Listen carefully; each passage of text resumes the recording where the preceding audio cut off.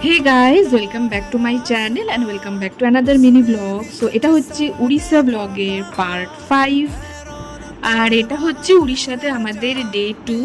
আমরা প্রথম থেকে কি কি সাইট সিন দেখেছি সব আগের পার্টে শেয়ার করা আছে, দেখে না থাকলে অবশ্যই দেখে নিও। তো এখন আমরা যাচ্ছি দেবকুণ্ডে। আর এখানে ঢোকার পরে দেখলাম এই রাস্তাটা অনেকটা বড়।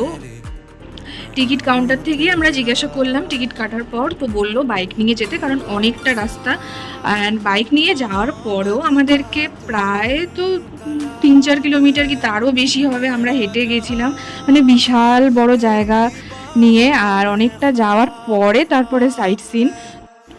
অতটা রাস্তা যাওয়ার পরে তো আমাদের অবস্থা ভীষণই খারাপ হয়ে গেছিলো, একেই গরম, তার মধ্যে হেঁটে হেঁটে সেই যাওয়া। আর আমি তো ভাবতেই পারিনি যে এতটা দূরত্ব হবে।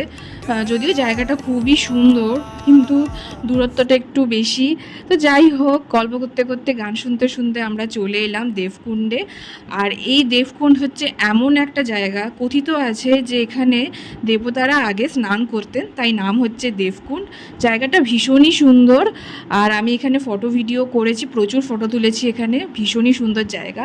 দিয়ে দেবকুণ্ড দেখে বেরিয়ে আমরা যাচ্ছি এখন আমাদের হোটেলে ফিরছি, কারণ ওখান থেকে এখন আমরা যাব বাগদা বিচ। হোটেলে ব্যাগ রেখে এসেছিলাম, তো ব্যাগপত্র নিয়ে আমরা রওনা দেব বাগদা বিচের উদ্দেশ্যে। আর আমাদের তো ফিরতে ফিরতে সন্ধে হয়ে এসেছিল প্রায়। আর দেখো এখন কি সুন্দর মেঘ করে এসছে, এই সময়টা কিন্তু দারুণ লাগছিল। পাহাড়ে যখন মেঘ করে বৃষ্টি হয়, ঠিক বৃষ্টি হওয়ার আগের মুহূর্তটা কিন্তু খুবই সুন্দর। আর এই জায়গাটা তো পুরো পাহাড়েরই মধ্যে, আমরা তো পঞ্চলিঙ্গেশ্বর মন্দিরের কাছে ছিলাম, আর ভীষণই সুন্দর লাগছে এই সময়টা। তো ব্যাগপত্র নিয়ে আমরা রওনা দিয়ে দিয়েছিলাম।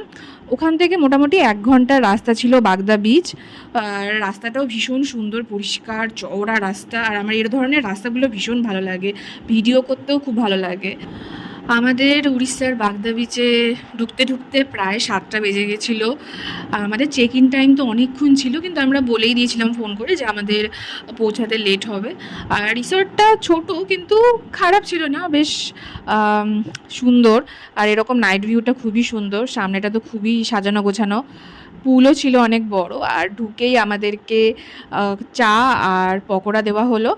আর এখানে বৃষ্টি পড়ছিল, যেটা মারাত্মক সুন্দর লাগছিল সেই সময়। আমরা ফ্রেশ হয়ে তো বললাম যে আমরা বাইরেই স্ন্যাক্সটা খাবো, কারণ বাইরে এত সুন্দর ওয়েদার আমি মিস করতে চাইছিলাম না। বৃষ্টির মধ্যে পকোড়া চা খাওয়ার একটা আলাদাই মজা আছে। দেন আমরা ডিনার করব। রাত্রি 10টার সময় আমাদের ডিনার দিল। ডিনারে ছিল রুটি, চিকেন আর মিষ্টি। সো নেক্সট পার্টে দেখা হচ্ছে, টাটা।